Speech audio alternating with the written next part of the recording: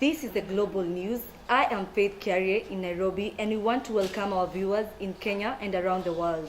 This program takes a global and exclusive look at evocative issues affecting public attitudes in business, sports, health, arts and culture. First, a look at major stories around the world. London Rugby Sevens, Kenya wins Challenge Trophy. Climate change, Pope urges action energy. Ebola in Congo. London Rugby Sevens, Kenya win Challenge Trophy. The Kenya Sevens rugby team, Shujaa hammered Wales to win the Challenge Trophy in the just concluded London Sevens, 100 points mark. The Shujaa beat Wales 33-19 in the finals and surpassed the 100 points mark for the first time in the World Series. Kenya Sevens only lost one game at London Sevens, which was against the host England 12-38. The Kenyan Sevens team has garnered 8 tournament points and at 101 total points in the series with one leg to go, putting them at a position 3 in the HBC World Rugby Series table rankings after England and USA. The team is now gearing for the Paris Sevens. The Shujaa were recently named as brand Kenya ambassadors in a new marketing campaign dubbed as #MakeItKenya, which is aimed at promoting Kenya abroad. Climate change, Pope urges action on clean energy. Pope Francis has said climate change is a challenge that the world must convert to clean fuel. Civilization requires energy, but energy use must not destroy civilization, he said. He was speaking to a group of oil company executives at the end of a two-day conference in the Vatican. Firms present included ExxonMobil, PB, Royal Dutch, Shell, Norway's Equinor, and Pemex of Mexico. Modern society, with its massive movement of information, persons and things, requires an immense supply of energy, he told the gathering. But the energy should not be clean by a reduction in the systematic use of fossil fuel, he said. Our desire to ensure energy for all must not lead to the undesired effect of a spiral of extreme climate change due to a catastrophic rise in global temperatures, harsher environments, and increased levels of poverty. The world needed to come up with an energy mix that combated pollution, eliminated poverty, and promoted social justice, he added. As many as 1 billion people still lack electricity, he said. Under Pope Francis' leadership, the Church has moved to confront the business world on a range of subjects from poverty to tax havens and complex financial security. Ebola in Congo. Police familiar with Ebola, but misinformation still common. 2 patients removed from hospital by relatives on bikes. Experts say forced isolation counterproductive. With more than twice as many Ebola outbreaks as any other country since the virus was discovered in 1976, Congolese are familiar with its destructive power, yet fear and suspicion of medical authorities are still hindering efforts at containment. Health officials said that they are working hard to get out accurate information about the deadly hemorrhagic fever, but face significant mistrust in part of Africa, where many place more faith in clerics in white collars than doctors in white coats. A doctor and a nursing sister were threatened by locals after they were accused of bringing the disease to their communities, while people in the town prevented medics from testing the body of someone suspected to have died from Ebola, officials said. Congo's government, the World Health Organization, and aid agencies are racing to contain what could be the most dangerous Democratic Republic of Congo's 9 epidemic since it was discovered by northern Congo's eponymous river 4 decades ago. Its appearance in the northwestern river port city of Mbandaka, this time it gives it a potential clear shot at the capital Kinshasa, a chaotic city of more than 10 million inhabitants that lies downstream. Since April, the disease is thought to have killed at least 22 people and infected 30 more. In one of the more alarming developments in the outbreak to date, family members of the 2 Ebola patients removed from an isolation ward in Mbandaka on Monday night, walking them out of the hospital before putting them on the back of a motorcycle. One was taken to a nearby evangelical church, according to the health official and a source at the church, where she, by now vomiting and unable to walk, joined 19 other people for prayers in a cramped tin-roofed building. Returned to hospital before succumbing to illness the next night. The other patient was taken where he died hours later, leaving health officials scrambling to locate their contacts across the city of 1.5 million people. And our third story leads us to our discussion today, where 22 are feared dead in Congo, and still the families of the 2 people infected by Ebola take them out of isolation, accusing the medics of bringing the disease to them, hence showing how they are not informed about Ebola. And this is happening too in Kenya, as many people don't know what Ebola is. Feel free to send your comments at Kiarie on Twitter, and on Facebook, Faith Kiarie. And now we'll look at what you, our viewers, are saying. At Arthur on Twitter, I think people who know about Ebola are people who can access media. We want to welcome our reporter on the ground, Joan Mwale. Kenya is on high alert following an Ebola outbreak in the Democratic Republic of Congo, DRC. The Ministry of Health is screening all travelers at entry points including Jomo Kenyatta International Airport, Busia and Malaba, Cabinet Secretary Cecily Karuki said on Wednesday.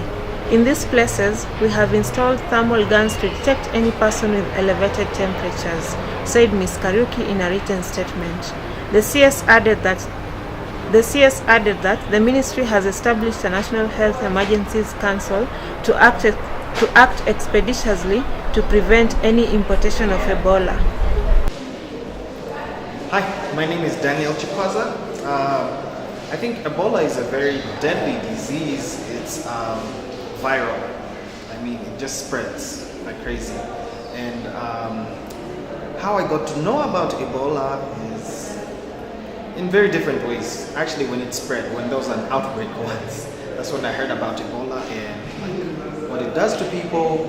But social media, I also got to hear about it from there, and I got to hear about Ebola on the news, and also through memes. Yep, memes as well. So that's how I got to know about it. I don't think people really know what exactly it is. I mean, apart from them knowing that it's a deadly thing, like it's a deadly virus, and but they don't really know what Ebola is, how it spreads, how people get it, and signs and symptoms. I think what most people know is just that it's a deadly disease. That's all. Thank you. My name is Hassan. I'm graduating soon from Desa University, and I'm a freelance journalist.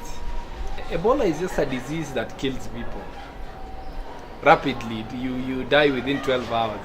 I got to know Ebola through the media, of course, radio, especially when there's outbreaks in Congo, DRC. So that's how I got to know it. People just know Ebola as a disease that makes you bleed on your nose, on your ears, but in reality they don't even know what Ebola is. They just know the name, but they don't know the characteristics of the disease itself, what causes it. It's just Ebola, nose, ears, blood, that's it. So Joan Mwale, what do you think about the story?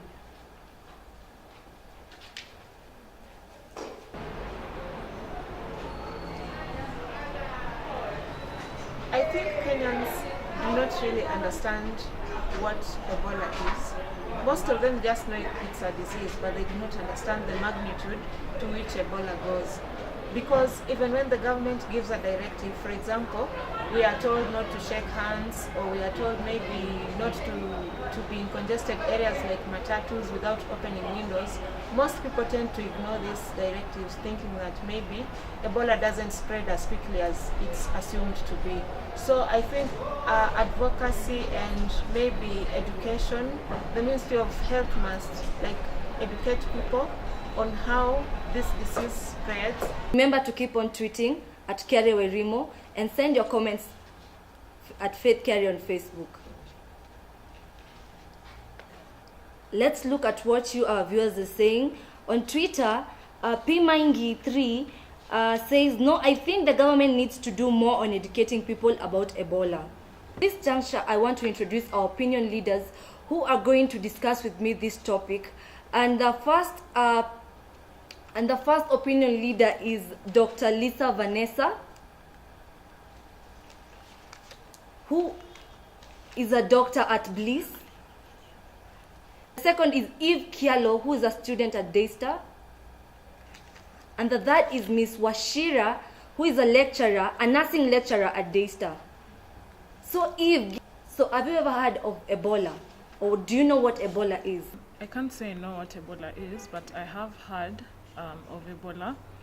I know it's a very dangerous disease that can cause death within few hours of contamination. Media, TV, mostly news, because it's been on the news since sometime last year. And do you think outside there people know what Ebola is? Ebola is a viral hemorrhagic fever, simply known as Ebola. It is commonly found in the central western side of Africa. The processes, the first symptoms you get are the common fever symptoms, that is high temperatures, sore throat, general body malaise, vomiting, and diarrhea. Then it moves, the more it complicates, then you end up with internal and external bleeding.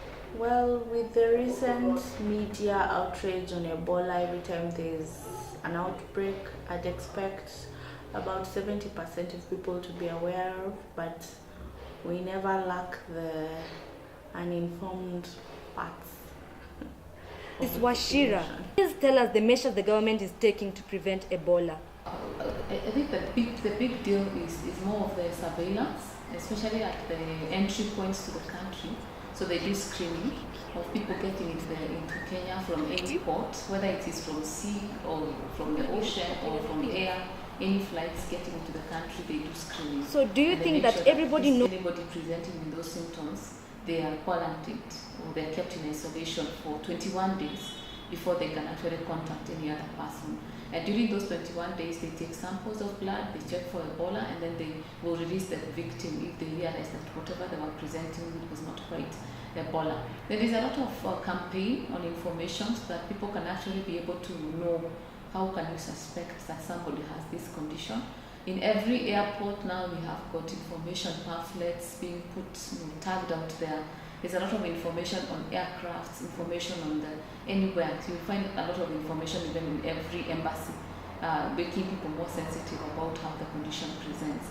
And then of course we have got, once there's any alarm that has been raised, then the information is actually relayed to every corner of the Ministry of Health to make sure that they up their game on the surveillance. And so far we haven't had any cases. We've had suspected cases, but none of them has been confirmed to have Ebola. And of course insisting on the healthcare workers wearing protective equipment, making sure that they are available so that they do not expose. And the people also at the port who are doing the screening, they make sure that also they are provided with those protective equipment and they cannot actually contact the disease in case of any type of person crossing over to this side. And of course they cut down on the immigrants from the countries like Congo. You may find most of the countries have blocked immigration from Congo to their countries because they want to be safe. Then the other thing that usually will transmit this infection is animal contact. We have a lot of connection of the Ebola with chimpanzees, monkeys. This is something we call fruit bats.